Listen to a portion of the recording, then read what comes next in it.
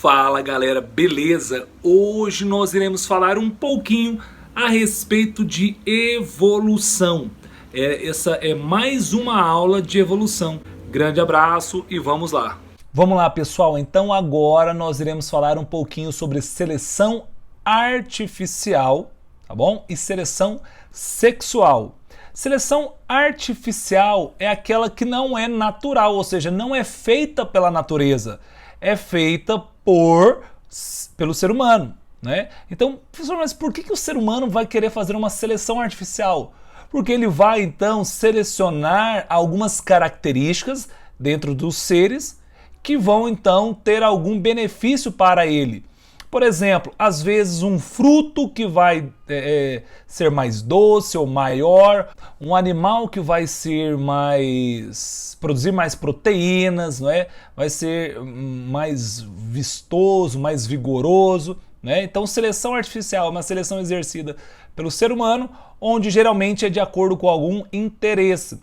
Por exemplo, você tem lá, por meio da domesticação de lobos, e por meio dessa seleção você vai selecionando algumas características de interesse. Então vai gerando outras raças de cachorros, porque todo cachorro é da mesma espécie. Assim também a gente pode fazer isso com vegetais, gerando outras variantes de vegetais. Então, por exemplo, Charles Robert Darwin, ele era apaixonado em pombos, ele criava pombos também, então ele participava de grupos de pombos, né, de criadores de pombos, e ele percebeu que quando os criadores de pombos começavam a gostar de uma característica, ele colocava esses pombos que tinham essas características para cruzar, não deixando os outros cruzarem. Então eles iam selecionando só as características que eles queriam. E cada vez que eles colocaram esses pombos que tinham as características que eles gostavam para cruzar somente entre eles, eles iam aguçando essas características, gerando então variantes diferentes de pombos. Então pombos com um leque maior, né, ou com um peitoral maior, ou um pombo que tinha uma maior eficiência no voo, entende? Então o ser humano faz isso para obter uma característica que é de interesse. Outro exemplo clássico, vamos lá, olha aqui o frango em 1957. Então o pintinho já nascia lá com 34 gramas. Ao longo do tempo foram então selecionando mais de 20 anos depois, em vez de 34 gramas, o pintinho já estava nascendo com 42 gramas.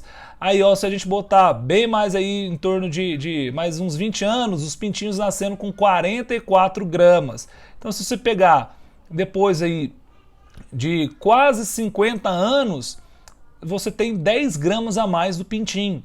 Depois de 28 dias, ou seja, quase um mês, o franguinho tinha 316 gramas. Hoje, um frango com um mês, ele tem 1,4 kg quase. Entende? Então, olha só, a gente foi selecionando frangos que tinham características de ser mais robusto, e isso fez com que eles hoje tivessem uma genética para crescer muito mais rápido. Tanto é hoje lá, ó, um frango em 2 meses, ele tem 4,2 kg, enquanto o frango no passado ele tinha 900 gramas. Ou seja, você conseguiu produzir um frango com quase 4 vezes o peso do frango inicial, né? Outro caso bem clássico de seleção artificial é a utilização de tecnologia, né, da genética, onde a gente usa lá, ó, a inseminação artificial. Então quem é criador de gado, ele não vai deixar as vacas dele cruzar com qualquer boi. Um boi mais magrinho, um boi mais fraquinho. Não. O que ele vai fazer? Ele vai pegar o melhor boi dele para inseminar, para cruzar com as suas fêmeas, para gerar só linhagens boas. Ou em vez de ele ter um boi campeão, top, que é muito caro, boi aí de 1, 2, 3 milhões de reais, não, ele vai lá, ele pode comprar uma dose do sêmen de um boi de alta qualidade e fazer a inseminação artificial, né? Então isso vai gerando características ao longo do tempo, vai gerando somente linhagens com características de acordo com o que o ser humano tem, né? Olha aí, quando eu era menino, a gente ia na pecuária, Você tinha lá os Nelores. Gente, Nelore era do nosso tamanho, entendeu? Você tinha um Nelore aí com a cabeça chegando aí 1,5 m, 1,40 m, 1,70 m, estourando. Hoje em dia, olha a foto desse boi, olha o tamanho disso aqui.